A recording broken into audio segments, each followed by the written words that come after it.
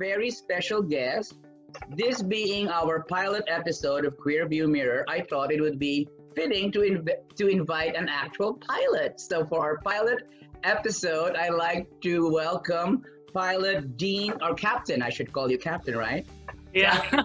Dean Sela. Thank you for taking the time to be with us here on the show. So were you originally from Toronto, or were you born? So I was actually born in Israel, and we moved here.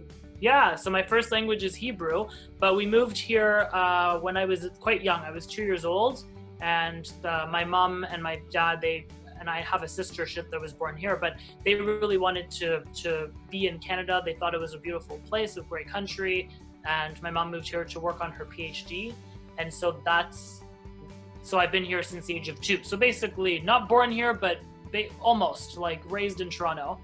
And actually my entire passion for flying comes from back then, actually.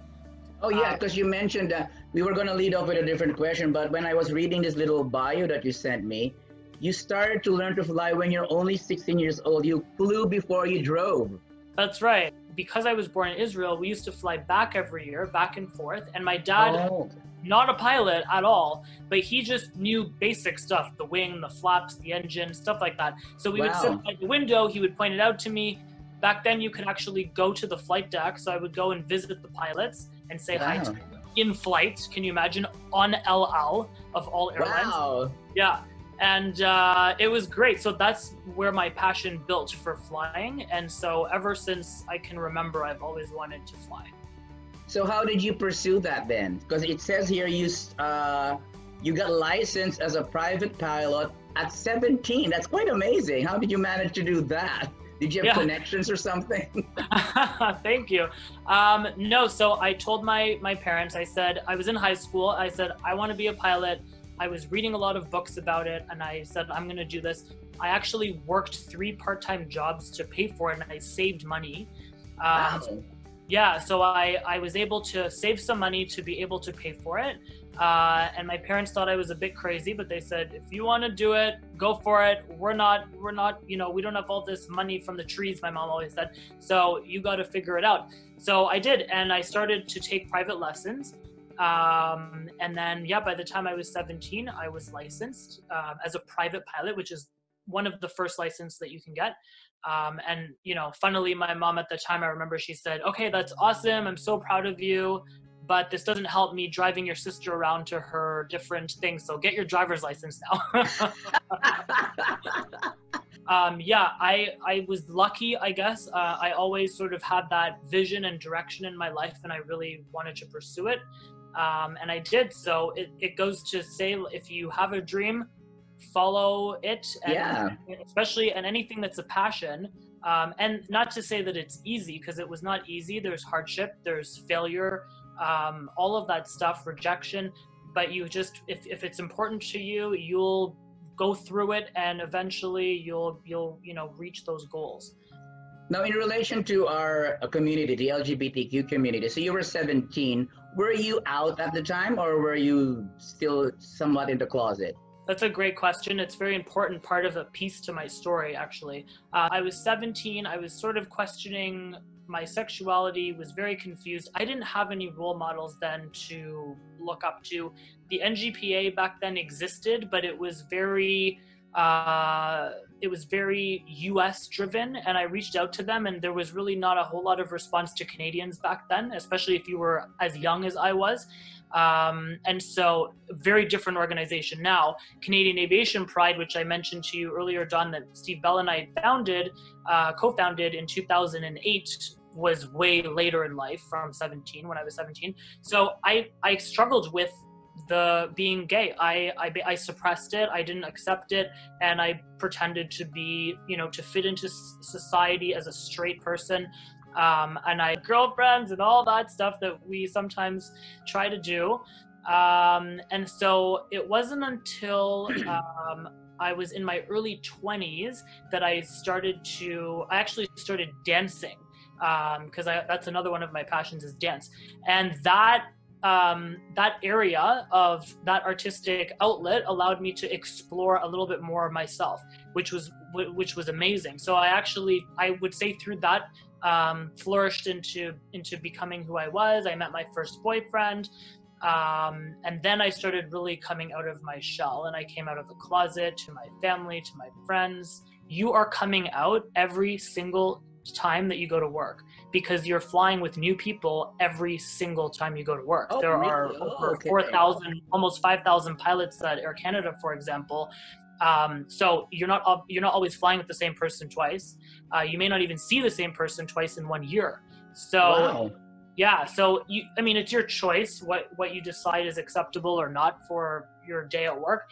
But I can say that I'm very myself. I'm authentically myself, and it feels wonderful. And I feel like if you can be your authentic self, you're a much better, happier human being. You're more productive That's for at sure. work, all that stuff. So it's been a journey, and it was a really important element to why I felt like I really wanted to essentially shed light for people coming into the industry, especially younger people who may have felt the way that I felt. And so that's why these organizations I work with, Canadian Aviation Pride and the NGPA, for example, are important to me, because they allow, and I've had conversations with so many young people that's their biggest question. How can you be yourself and also, how can you be gay and also be a captain at our national, carrier airline? And so I kind of walk them through that. And I feel like if I've helped one person, then, my job is done. That's awesome. So, yeah. It's wonderful. Up until today, or a few weeks ago, when we started to talk, I never even realized there was such a thing as NGPA and Cascade Flyers and Canadian Aviation Pride. I mean, the sense of community is very important, especially nowadays, that we need to reach out and we need support from one another. So having built a community like that, kudos to you, and thank you for sharing that story. So you have NGPA, that's the National Gay Pilots Association. Canadian Aviation Pride is an organization that's mostly a social networking organization in Canada. They do amazing work. As I mentioned, I co-founded it with Steve. I was the chair.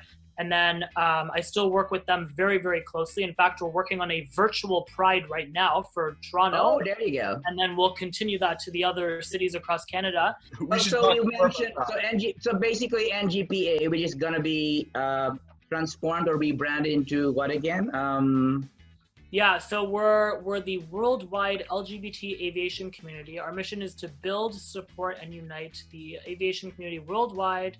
And that's via a destination of being equal, respected, and authentic everywhere. So that's our full... So that's sort of like the umbrella organization. Then you have Cascade Flyers, then you have Canadian Aviation Pride, which is just Canada-based, I suppose? Yeah, so we do have what we would call affiliate organizations, and Canadian Aviation Pride is one of our affiliates. They're not a chapter of us. They don't have to report to us. We're not connected financially. But they are. We work very closely with them because, of course, they exist in Canada, and of my relationship with that organization, and we just work on pushing the love out to everyone and of acceptance and all of that good stuff. Yeah. And I can't get out. Like, Dean, you're very succinct and precise. It's fantastic. I guess any question I would have is, if somebody wanted to reach out to your organization, what's the easiest way to find you? So the easiest way would be ngpa.org. If you put those letters into your browser, it'll come up and you can find everything there. If anyone wants to reach out to me particularly, you'll probably see my name on the Zoom call there, but it's just Dean Sela. If you email me, dean.sela@ngpa.org, I'll personally get it. And Dean, do you offer any kind of youth mentoring or mentoring for young pilots coming in?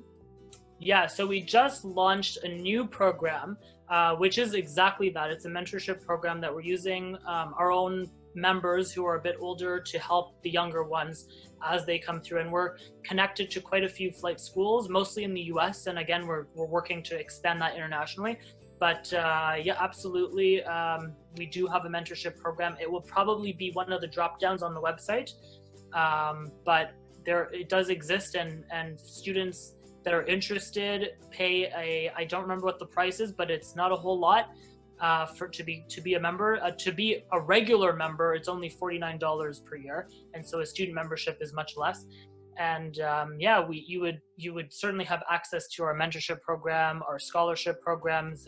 That will be coming out, I believe, early June is when we open the doors for accepting applicants for the scholarships, and then that's usually announced in September, mid-September or so. Okay, just as a recap, so you started flying at 17. You flew your first plane before you drove your first car. Yeah. Just 17, and then you pursued your career, your passion as a pilot. Yeah. Okay. And you got started very young. So Dean is it okay if we mention your age, or you just edit it out? Oh yeah. Oh, you said you're 35 now. Yes, that's right. 35 and singles, no, not ladies. Single. Yeah. Wrong show, Don. Wrong show.